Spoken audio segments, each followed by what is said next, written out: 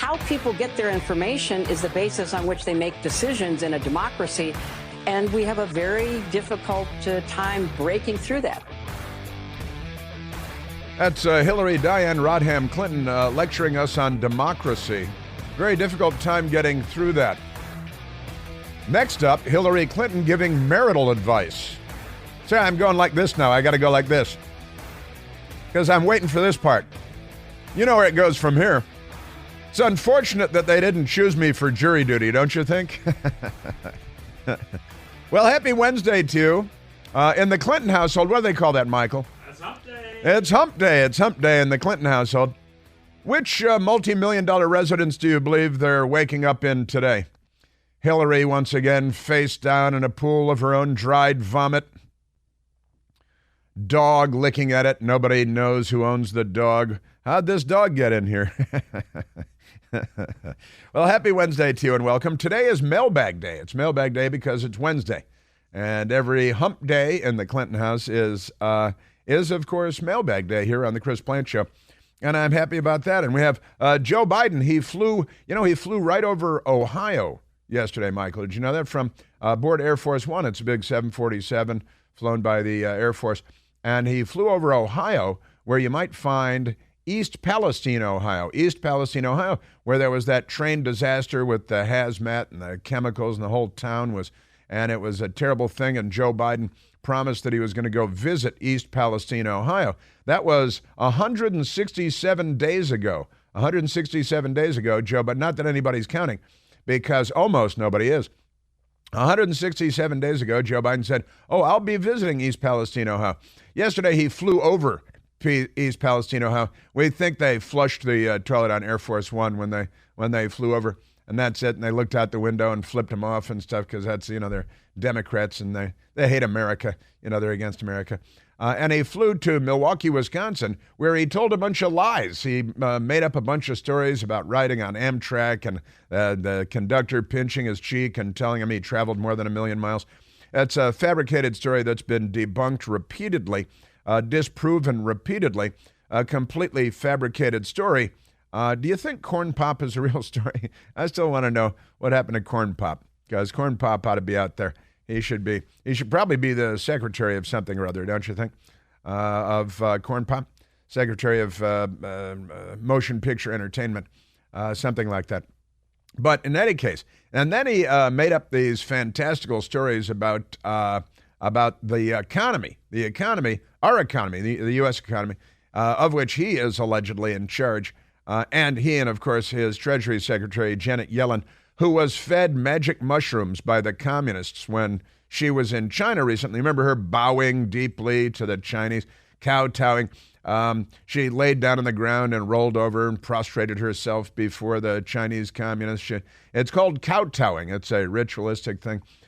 She didn't actually kowtow technically, but she did bow and scrape and grovel because the Chinese recognize that the Biden administration and the Democrats wish to be subservient to them.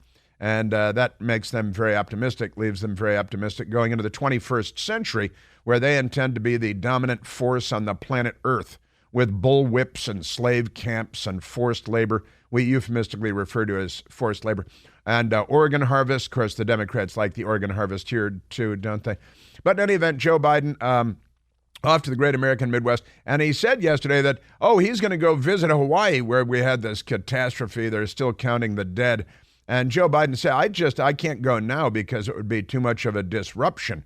Be too much of a disruption for me to go to Hawaii now. So instead, I'm going to go on vacation to Lake Tahoe. Woohoo, Lake Tahoe. I'm on my way.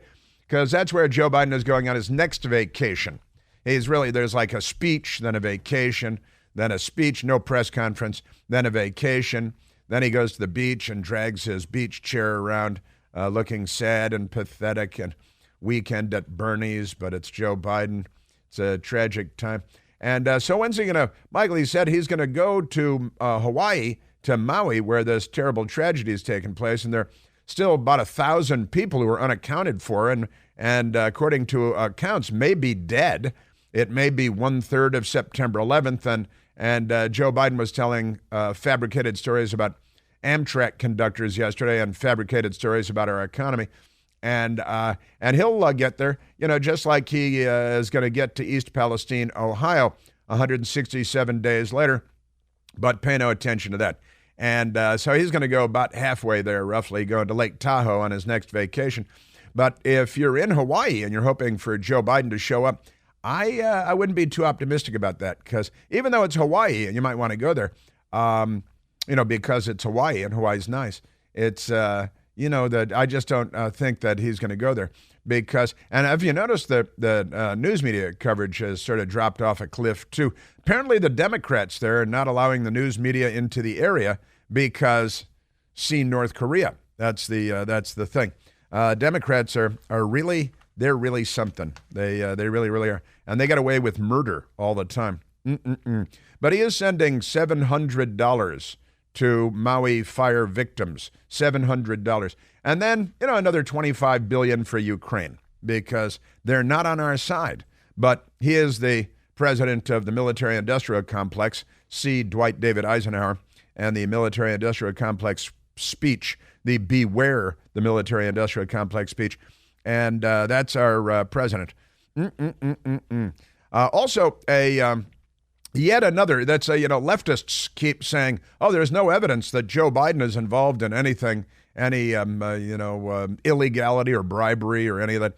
And of course, Joe Biden famously, although liberals seem to erase these things from whatever memory they may have, where on the laptop, which remember was Russian disinformation until it wasn't, because they lie all the time and the lies are so gigantic. Russian collusion and the laptop is Russian disinformation. And we're going to find out that they're all actually Russians. I think that's the final chapter of this book. But amazing stuff. Now a new memo from Hunter Biden saying that he's been paying his father's bills. That's Joe Biden for the past 11 years. That's what he said So he's making all this money, and he told his daughter that he's got to hand over half of his income to his father. That's Joe Biden. Why would he have to hand over half of his income?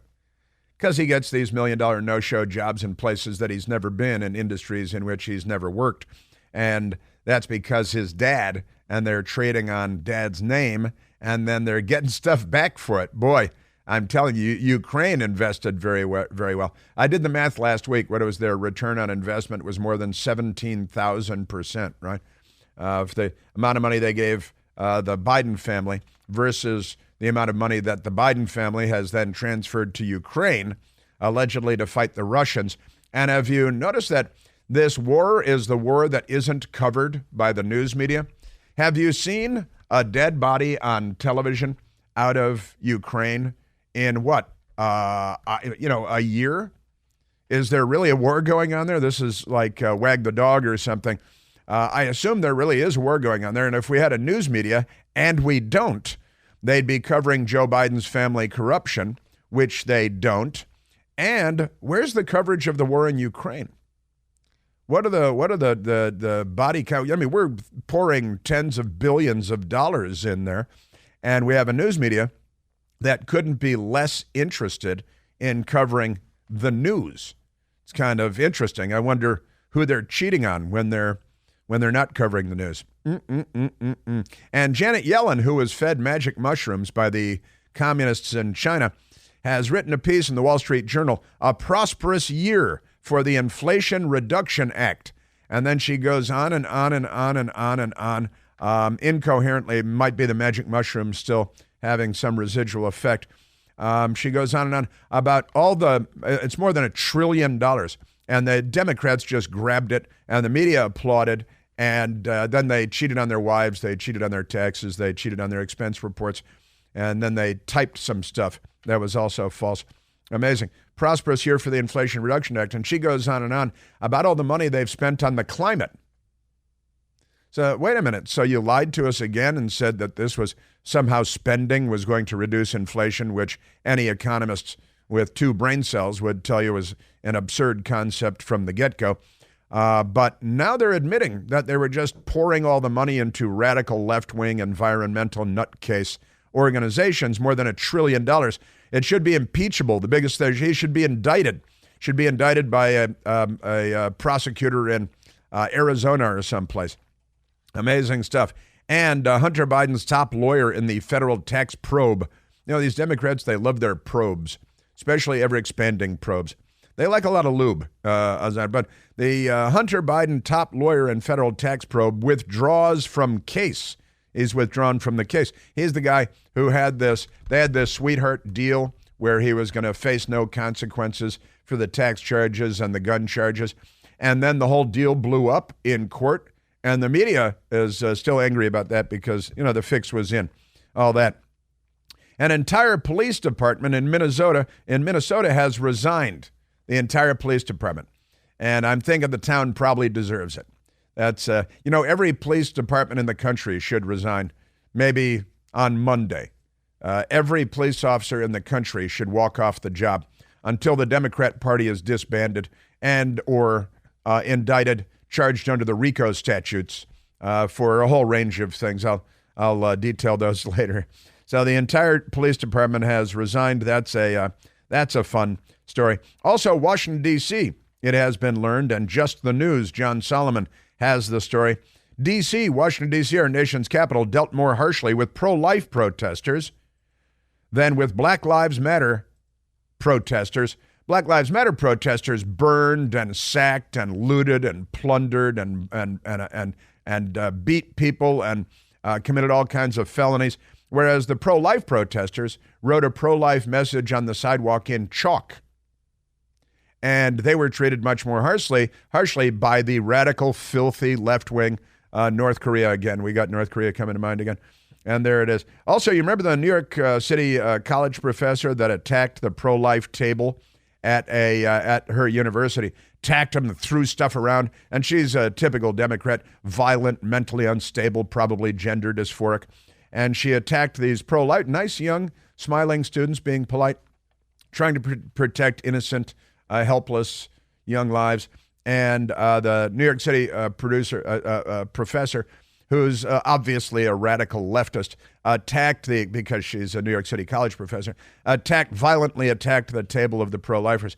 And then when a New York Post reporter, but not a New York Times reporter, went to ask her questions about it, the lunatic professor came flying out of her apartment door with a machete in her hand and held it to the throat of the New York Post reporter, and then attacked somebody else a little later out in the street. She's a lunatic. And now, because it's New York City, it looks like she's going to get like a Hunter Biden sweetheart deal, and that's going to be fine because that's how we deal with that stuff. It's amazing. Democrats shoplift a lot, and in fact, they're maybe the Democrats, because they're stealing so much because of all the criminal activity, stealing so much that a giant food store, a grocery store, may be shutting down in Washington, D.C., in an ethnically rich and culturally diverse environment in a neighborhood, and the giant food store may leave.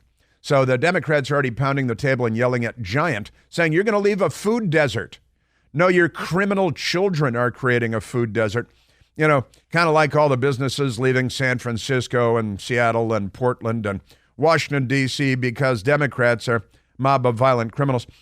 In Montgomery County, Maryland, the court has ruled the school can take your child's gender away without informing you as the parent. Teachers go home with mayonnaise jars with genitalia in them, put them in their refrigerators. Completely nuts. Hey, how about a uterus transplant going into men? Because the American Medical Association says that taxpayers should be funding uterus transplants going into men because of the Democrats. Turns out Taylor Swift is the one who's responsible for the Wuhan Red Death. And mob violence at Howard University in Washington, D.C., attacking, beating, stabbing people. I was prepared to die, one of the victims said. We're at 888-630-9625. Hey, it's Chris Plant, excited to tell you about our July 2024 Listener Sea Cruise. We'll be sailing around the British Isles, visiting Scotland and Ireland. Please join us. Book by this July 31st for extra savings. Visit ChrisPlantCruise.com.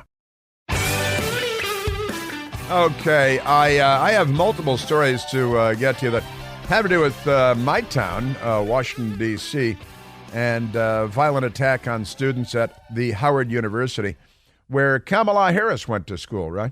It's an HBCU, historically black college and or university.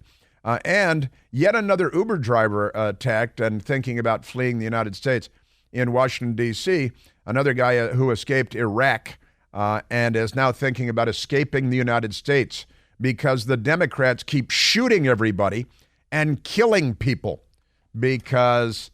Was this guy wearing a MAGA hat, Michael? No, still no MAGA hat? Still waiting for that MAGA hat unicorn, aren't we? All right, let's go. I've got a bunch of stories. And Joe Biden.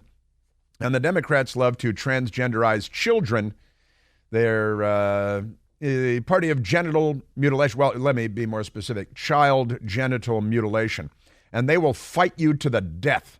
A Muslim family, a Christian family, and a Jewish family. It sounds like, walk into a bar. But they didn't. They walked into a courtroom yesterday and they walked out disappointed because, the Democrats are coming for your child's gender and genitals. Let's go to the telephones, Michael. Let's go to Tom calling from Springfield, Virginia. Tom, you're on the Chris Plant Show. Good morning. Hey, Tom. What I want to, so with regard to this Atlanta case against President Trump, yes, it's the best thing to have happened to him since he was, I believe, fraudulently pushed out of office. In Atlanta, the cases are televised, and now his lawyers have subpoena power. So they can subpoena all these ballots, which may have fraudulent signatures on them. They could subpoena that video footage of the pipe bursting in the middle of ballot counting in the middle of the night. This could be the first time the American public actually sees what I believe to be evidence that he was fraudulently pushed out of office. Well, and there's a lot to show. You make very good points, Tom. And are you an attorney yourself, or are you just a regular American person? I am not an attorney. I've been following these cases because I just find it incredibly strange how a geriatric in the basement somehow got 81 million votes. Yeah. That is curious, and you're absolutely right. And they should turn it into, because the left wants to make it a show trial. Let's make it a show trial. Let's bring in the video of the people with the surgical gloves stuffing ballot boxes in the middle of the night.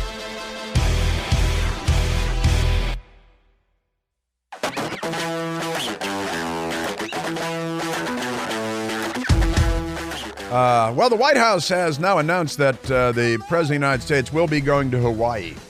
Still no East Palestine, Ohio, 167 days on. But cringe on Pierre, put out a statement saying that the President and First Lady will be traveling to Hawaii, to Maui on Monday, August 21st. So that is this coming Monday, next Monday, to meet with first responders, survivors, as well as federal, state, and local officials in the wake of deadly wildfires on the island. Do they blame global warming in here? Because they usually do. I've noticed the media does that, and once again, well, I'll get into that more later, because I've got some audio for you from a surfer in Hawaii who spoke to CBS News, and you'll be interested in what he had to say about what's going on there and how it unfolded, and the response, which I was going to say it won't win any awards, but it will win awards because they just give each other awards for failure all the time. So we got that going for us. But the President and the First Lady, because Dr. Jill, who's not a doctor at all, is going to get on Air Force One and go, because it's Hawaii. It's Hawaii. Hi, Hawaii. So we got that. Let's get back to Washington, D.C. for a moment, where I live, because there is a news story today. Uber You know, the cars that you get an app and they come and take you, usually don't know where they're going and they stare at their GPS a lot. Uber sprayed with bullets in D.C. Driver who left Iraq says city feels like a war zone. The driver who fled Iraq says the city feels like a war zone, and that's not what you want. The poor guy made it out of Iraq, made it to the United States, made it to Washington, D.C., our nation's capital, the monuments. Unfortunately, it's full of violent criminals. You know what we call them, Michael? What do we call them? Democrats. That's what we call them. A routine Uber pickup turned violent over the weekend in D.C. after shots rang out and a driver was caught in the crossfire. And, you know, it wasn't even a news story. The Fox Channel 5, WTTG, had to find the story because, you know, it's the Washington Post doesn't report news and they cover stuff up for the Democrats when they run the city into the side of a mountain and everybody's dead and they don't care. Fox 5's Melanie Alnwick says the driver told her that he was near the Cathedral of St. Matthew's. That's where the John F. Kennedy funeral was after a communist shot him in the head. Or maybe the CIA. I don't know. They should release those documents. But M Street downtown, right in the middle of the business district, close to the CBS News headquarters, as a matter of fact. St. Matthew's Cathedral, that's where the picture of John saluting was taken, standing at the curb at St. Matthew's. About a block from Connecticut Avenue, when suddenly his SUV was sprayed with bullets. This poor guy from Iraq, and he's got an SUV, and he's driving as an Uber driver, working as an Uber driver. And he's a better American than Joe Biden, and he's only been here for 20 minutes.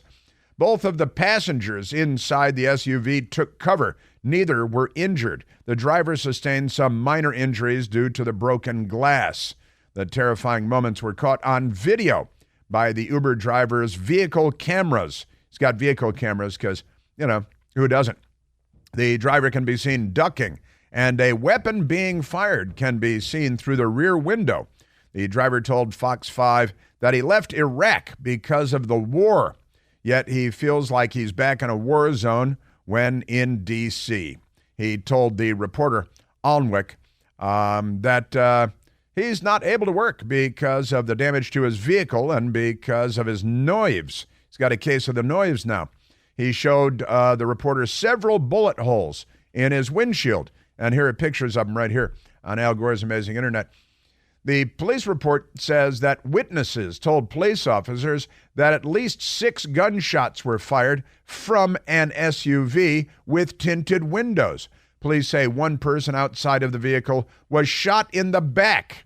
You might have put that a little closer to the top of the story. At least 2 vehicles in the area were also struck by the bullets.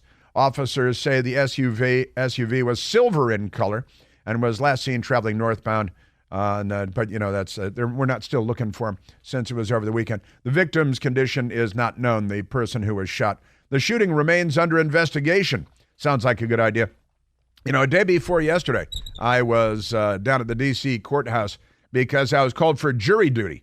And the individual that was in the dock was there for his illegal gun and his illegal magazine with more than 10 rounds in it. And I may never know how it came out, but I can look it up later, perhaps.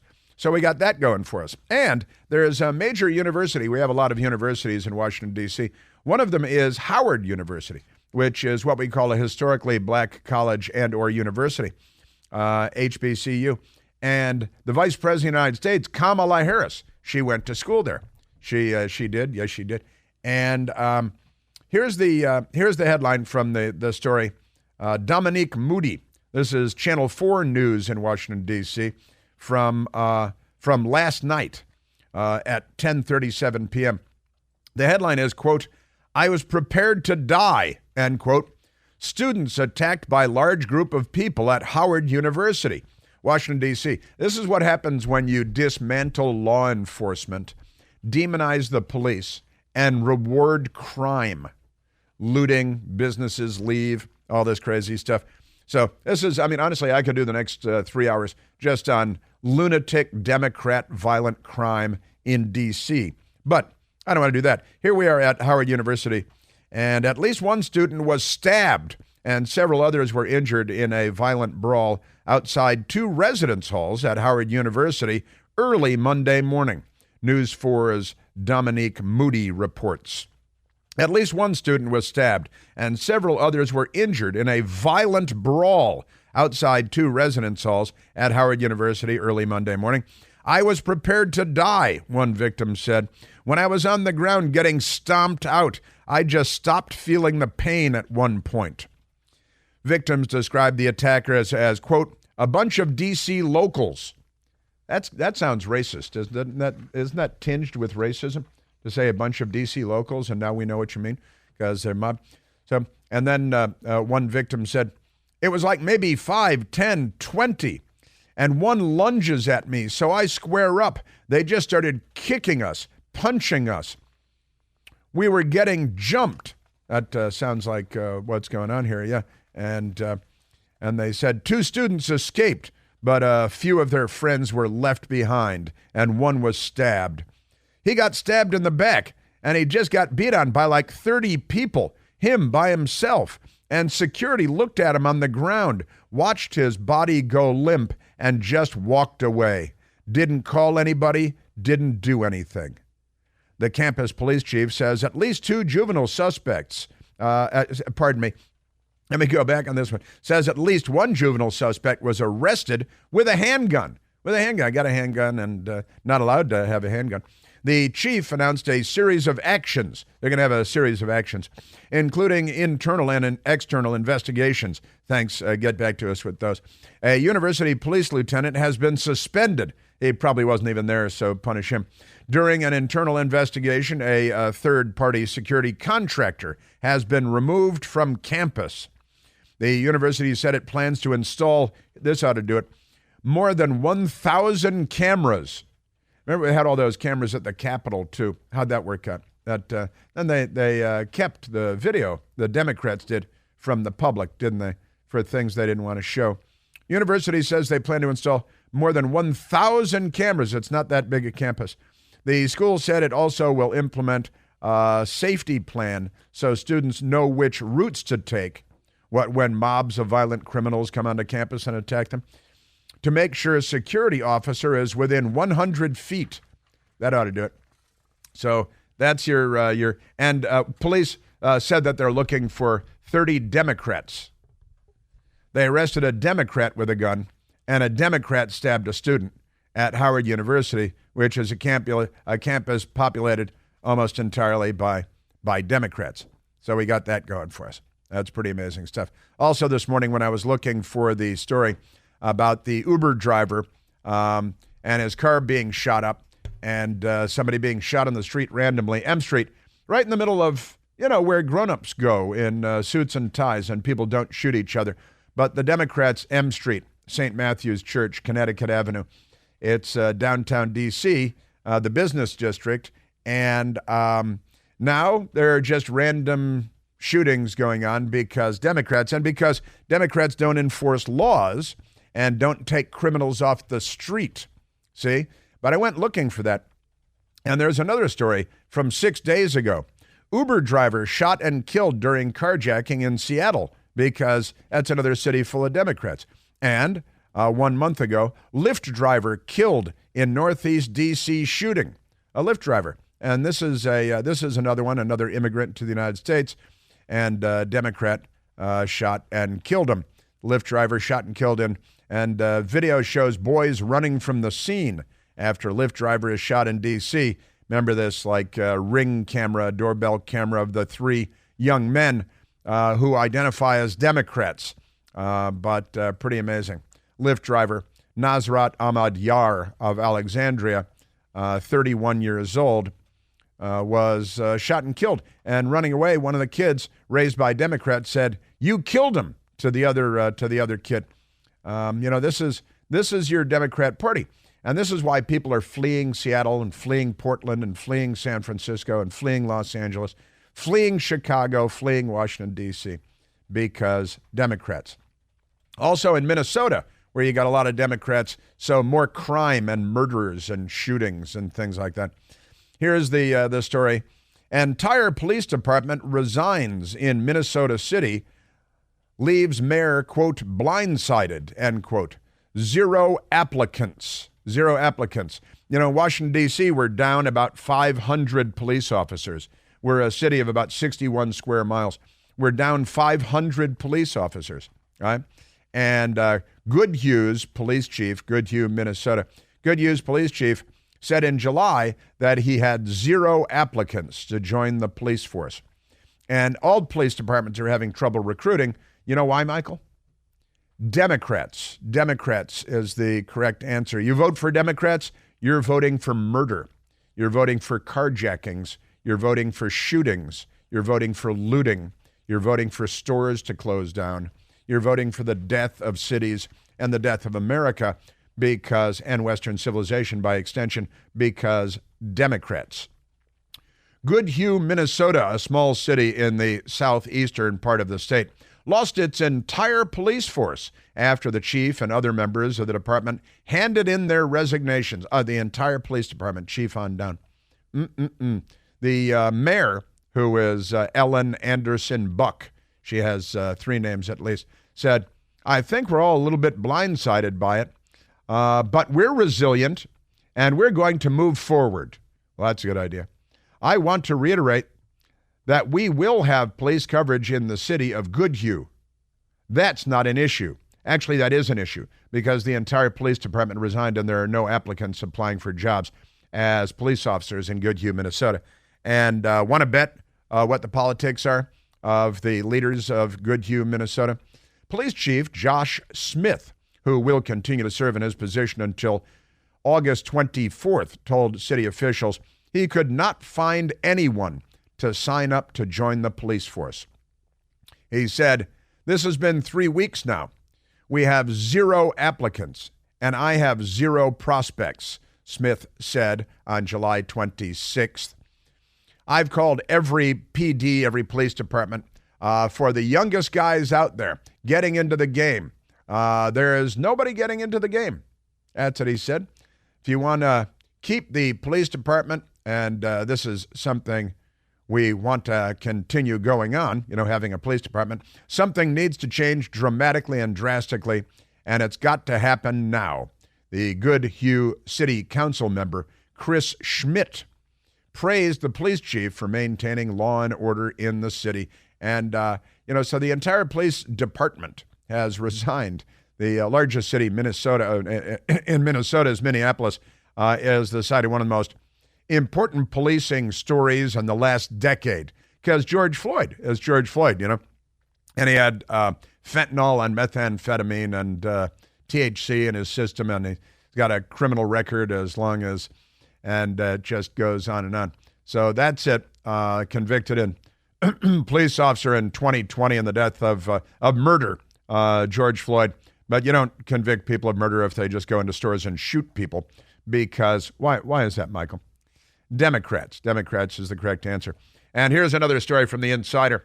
An entire police department quit over $22 an hour pay, saying there is 0 incentive to be on call for that kind of money. Isn't that amazing? Yes, it is. And at the same time, because, Democrats are everywhere. Here's Just the News, John Solomon's organization. D.C. dealt more harshly with pro-life protesters than with Black Lives Matter protesters, federal court rules. Pro-life protesters were arrested after using chalk to write a message on a sidewalk.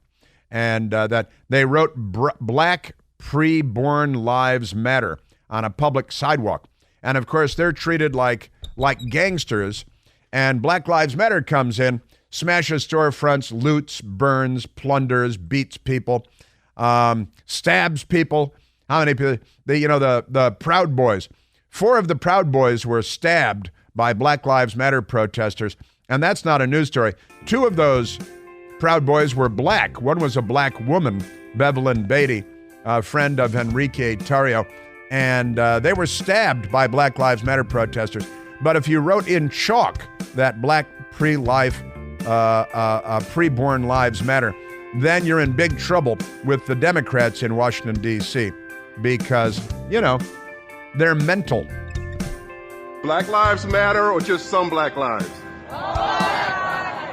The black babies killed in the abortions clinics matter, right? Thought so.